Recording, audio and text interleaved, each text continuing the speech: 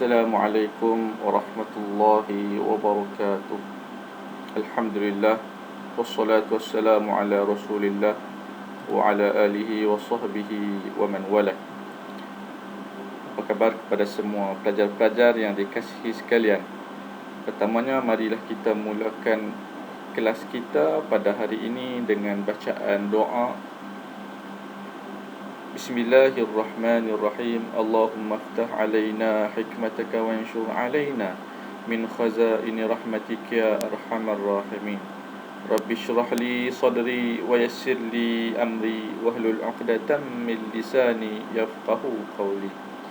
Subhanaka la ilma lana illa ma 'allamtana innaka antal alimul hakim. 'Allamal insana ma lam ya'lam.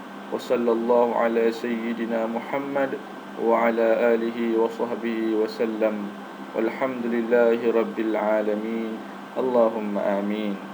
Mudah-mudahan dengan bacaan doa kita pada hari ini, Allah memudahkan kefahaman untuk kita belajar pada hari ini. Pelajar yang dikasihi oleh Allah Subhanahu wa taala sekalian, insya-Allah hari ini kita akan meneruskan pada pelajaran akidah tahun 1, iaitu kita meneruskan tajuk pada sebelum ini, iaitu Islam dan Sains. Namun hari ini kita akan meneruskan pada muka surat 36 hingga 30.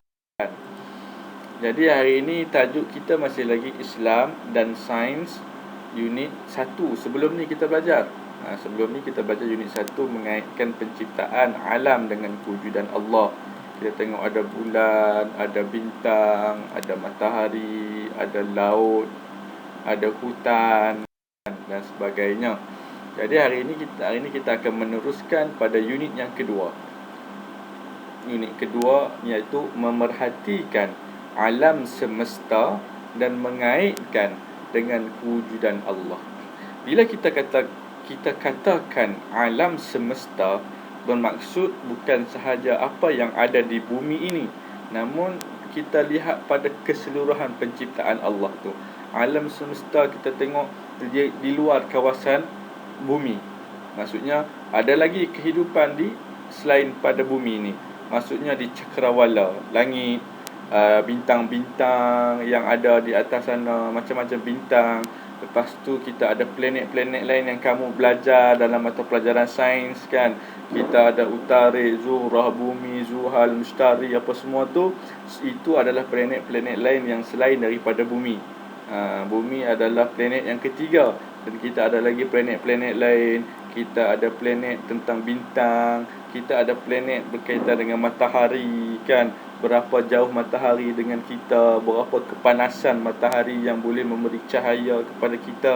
Itu semua kita perlu perhatikan apa yang Allah cipta dan kita kaitkan dengan kewujudan Allah Subhanahu wa taala. Kita teruskan lagi. Alam ini dia terbahagi kepada dua. Sebab apa kita kata dia ada dua? Kita tengok. Alam yang pertama ialah alam nyata, iaitu alam musyahadah, alam yang kita dapat saksikan, alam yang dapat kita lihat. Itu namanya alam nyata. Yang kedua namanya alam ghaib. Alam ghaib ni kita tidak dapat lihat dengan mata kasar kita. Itu namanya alam ghaib. Kalau alam nyata kita boleh nampak ni, kita boleh lihat, kita boleh tengok, kita boleh saksikan. Tetapi alam ghaib kita tidak boleh melihat dengan mata kasar kita. Okey? Harap semua faham untuk dua alam itu. Okey, kita teruskan lagi. Okey, semua dapat lihat di sini. Kita tengok pada alam nyata. Alam nyata ataupun alam musyahadah. Okey. Alam nyata ini ialah alam yang boleh dilihat dengan mata kasar, sama ada di muka bumi juga di langit, seperti gunung ganang, bintang dan matahari. Kan benda ni kita boleh lihat. Jadi namanya alam nyata. Kita boleh nampak bulan? Okey, nampak. Kita boleh nampak gunung ganang? Nampak. Kita nampak awan? Nampak. Kita nampak langit? Nampak. Kita nampak matahari? Nampak. Kita nampak tak bintang-bintang di waktu malam? Kita nampak. Itu namanya apa yang kita nampak. Dia dinamakan sebagai alam nyata, alam musyahadah. Okey, kita beralih kepada alam ghaib. Apakah yang dikatakan dengan alam ghaib ini? Alam ghaib ialah alam yang tidak boleh ditangkapi. Yang kita tak boleh tangkap oleh akal manusia. Maksudnya kita tak boleh berfikir dengan akal kita. Kita tak dapat nak berfikir bagaimana alam itu terjadi, bagaimana perjalanan di alam itu. Kita tak boleh singkapi, kita tak boleh fikir dengan akal kita. Tetapi dapat difahami dan diyakini dengan keimanan yang sebenar kepada Allah Subhanahu Wa Taala, seperti syurga, neraka, malaikat, jin, kehidupan di alam barzah, kan, alam mahsyar. Okey, macam tu contohnya. Benda yang kita tak nampak pada waktu ni. Kita tak nampak dan kita tak boleh berfikir dengan akal kita. Tapi kita faham dan kita yakin bahawa bila kita beriman dengan Allah Subhanahu Wa Taala dengan sebenar-benar iman, kita yakin dan percaya berkenaan dengan alam ghaib. Contoh syurga. Kita tahu syurga itu ada, tapi bagaimana keadaan di syurga? Kita tahu neraka itu ada, tapi kita tak boleh berfikir bagaimana keadaan neraka itu, bagaimana perjalanan dan kehidupan orang yang berada di dalam neraka. Kita tak tahu. Malaikat, kita tahu malaikat ada. Sebab apa? Malaikat berada di dalam rukun iman. Kita kena beriman dengan rukun iman. Jadi malaikat berada di dalam rukun iman. Kita wajib yakin dan kita wajib percaya malaikat itu ada. Tapi kita tak pernah nampak, kita tak pernah lihat bagaimana rupa malaikat, bagaimana kehidupan di alam malaikat yang kita tak boleh nampak dengan mata kita. Tapi kita yakin dan kita percaya bahawa malaikat itu wujud. Termasuk juga jin, termasuk juga syaitan, kan. Syaitan dan jin ni ada, tapi kita tak pernah nampak. Kita tak pernah nampak. Kalau nampak tak tahulah macam mana keadaan kita, kan. Kita tak pernah tahu bagaimana rupa jin. Kita tak pernah tengok bagaimana kehidupan di alam jin, bagaimana rupa mereka, keadaan mereka, kan. Kita tak pernah nampak. Itu apa yang kita tidak nampak dinamakan sebagai alam ghaib. Okey, harap semua faham. Ini kita teruskan dengan berkaitan dalil. Dalil naqli, Allah menciptakan langit dan bumi. Okey, kita tengok firman Allah Subhanahu wa taala. A'udzu billahi minasyaitonir rajim. Badi'us samawati wal ard. Wa idza qada amran fa innama yaqulu lahu kun fayakun. Sadaqallahul azim. Di dalam surah Al-Baqarah ayat 117. Maksudnya Allah jualah yang menciptakan langit dan bumi dengan segala keindahannya, dan apabila ia berkehendak untuk menjadikan sesuatu, maka ia hanya berfirman kepadanya, jadilah engkau, lalu menjadilah ia. Ini dalil berkenaan dengan Allah Subhanahu Wa Taala menciptakan keseluruhan, bukan sahaja tentang langit dan bumi, kan. Allah ni bila dia kata dia nak dia berkehendak untuk mencipta sesuatu, dia kata jadilah, maka jadilah sesuatu itu. Itu tentang Allah, kuasa Allah Subhanahu Wa Taala.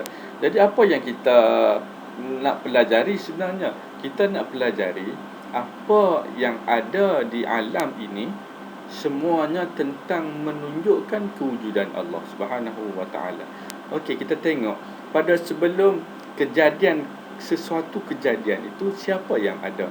Sebelum adanya manusia, sebelum adanya makhluk, sebelum adanya bumi dan planet-planet lain, siapa yang ada pada waktu itu? Hanya Allah Subhanahu Wa Taala sahaja yang ada dan wujud.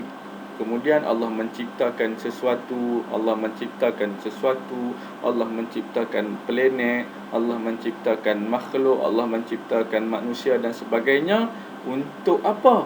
Untuk kita meyakini bila kita tengok langit dan keindahan langit itu, kita yakin bahawa ini adalah ciptaan Allah Subhanahu Wa Taala yang indah.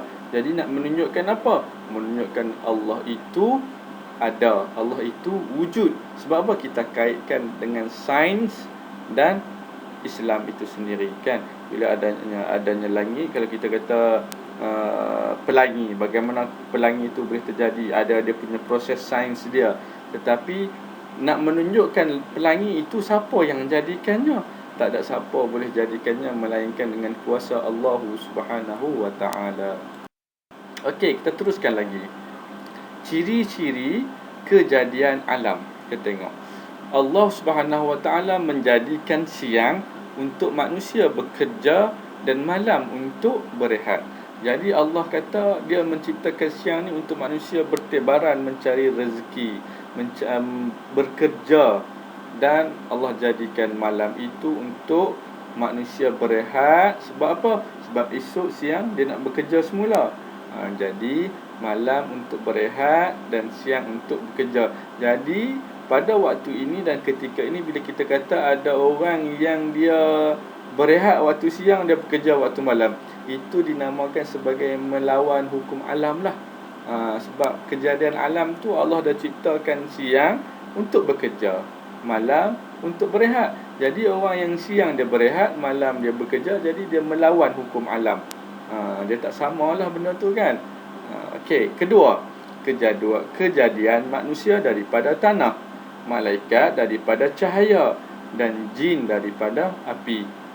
Ciri-ciri kejadian alam ni kita tengok pada keadaan manusia, malaikat dan jin, kan. Allah ciptakan kita manusia daripada tanah, Allah ciptakan para malaikat daripada cahaya, dan Allah menciptakan jin daripada api. Itu membeza-bezakan antara makhluk. Sebab Allah nak kita lihat dengan keindahan yang sangat tinggi, kan. Manusia daripada tanah, sebab itu kita datangnya daripada tanah, dan kita nanti akan dikembalikan ke dalam tanah, kan. Sebab kita dikuburkan kena tanam, kan. Kena tanam daripada mana? Dalam tanah. Jadi itulah asal kita, dan itulah tempat kita kembali. Malaikat daripada cahaya, itu bila malaikat dicipta daripada cahaya, bahawasanya malaikat ini adalah ciptaan yang paling indah, sebab daripada cahaya. Dan jin daripada api, itu menunjukkan bahawa, okey, kita teruskan yang ketiga, iaitu Allah menciptakan makhluk berpasangan seperti lelaki dan perempuan untuk saling mengenali dan saling membantu. Jadi Allah menciptakan manusia ni dia berpasangan. Kalau kata manusia, dia ada lelaki dan perempuan. Kalau kata makhluk, binatang pun dia ada jantan dan betina, kan. Makhluk pun ada jantan dan betina. Semua berpasang-pasangan. Kalau kita kata ada tinggi, mesti ada pendek. Kalau ada gemuk, mesti ada kurus. Kalau ada pandai, mesti ada kurang pandai, kan. Dia semua ada dia punya pasang-pasang dia. Macam tu. Jadi manusia pun berpasangan. Sebab apa Allah menciptakan makhluk ni berpasangan seperti lelaki dan perempuan ni? Untuk saling mengenali dan saling membantu. Bukan saling mengeji dan saling mencemuh. Saling mengenali dan saling membantu. Kita bantu antara satu sama lain. Tak kisah dalam benda apa pun, tapi saling bantu-membantu. Wa ta'awanu 'alal birri wat taqwa wa la ta'awanu 'alal ismi wal 'udwan. Kan, saling bantu-membantu dalam keadaan takwa, dan kita tak saling bantu-membantu dalam keadaan bermusuhan. Kita tak mau bermusuh-musuh ni. Kita nak semua kita hidup dalam keadaan aman dan tenang. Okey, kita teruskan lagi. Hikmah penciptaan alam kepada manusia. Apa hikmah adanya alam ni kepada kita? Yang pertama, sebagai tanda bahawa Allah Maha berkuasa dan Maha mengetahui segalanya. Yang kedua, manusia boleh mengambil manfaat daripadanya, seperti air hujan. Air hujan kita boleh tadah, ada yang boleh buat mandi, ada yang sehingga dia boleh buat minum. Air hujan tu macam-macam keadaan dia, kan. Kalau kita mandi, kita minum pun hari ni daripada air hujan juga. Air tadahan tu di proses jadi kita boleh minum dan sebagainya air kan. Yang ketiga, memberi kebebasan kepada manusia melakukan apa sahaja berdasarkan syariat Allah Subhanahu Wa Taala. Manusia bebas untuk melakukan apa sahaja, tetapi masih lagi dalam dasar kepada hukum hakam yang Allah tentukan. Kalau yang tak boleh, jangan lakukan. Berdasarkan syariat Allah, berdasarkan peraturan yang Allah berikan. Yang boleh buat, kita buat. Yang tak boleh, kita jangan buat. Okey? Okey, kita habis dah tentang pelajaran kita. Jadi, untuk latihan kepada kamu semua, okey, kamu tengok. Celik minda 1. Sebutkan anggota-anggota badan kamu beserta dengan fungsinya. Itu arahan kan. Okey, kita ada mata, hidung, tangan, kaki, mulut, telinga. Kita ada 6. Okey, tapi arahan yang ustaz berikan adalah tugasan yang kamu kena buat berdasarkan gambar di atas dan 6 anggota badan itu, senaraikan 2 fungsi bagi tiap-tiap anggota badan yang kamu ketahui. Contoh tadi ada 6 anggota badan yang ditunjukkan di atas kan. Berdasarkan 1 anggota badan tu, kamu berikan 2 fungsinya. Okey, nanti kamu jawab. Okey, kamu jawab, kamu tulis dalam buku ataupun atas kertas dan sebagainya. 2 fungsi sahaja bagi setiap 1 anggota badan yang ada di atas tadi. Okey, Ustaz harap sekadar itu dahulu pelajaran kita pada hari ini. Mudah-mudahan kita dapat ilmu yang bermanfaat, kita dapat faham dengan apa yang kita belajar, apa yang kita belajar. Mudah-mudahan Allah berikan kita ilmu, Allah berikan kita kefahaman. Mudah-mudahan kita berjaya dunia dan kita berjaya di akhirat. Okey, segala yang baik itu datang daripada Allah Subhanahu Wa Taala, yang kurang itu datang daripada diri Ustaz sendiri. Aku liqauli hadza wa astaghfirullahal azim li wa lakum. Insya-Allah kita bertemu di lain waktu. Ila liqa, ma'assalamah. Assalamualaikum warahmatullahi wabarakatuh.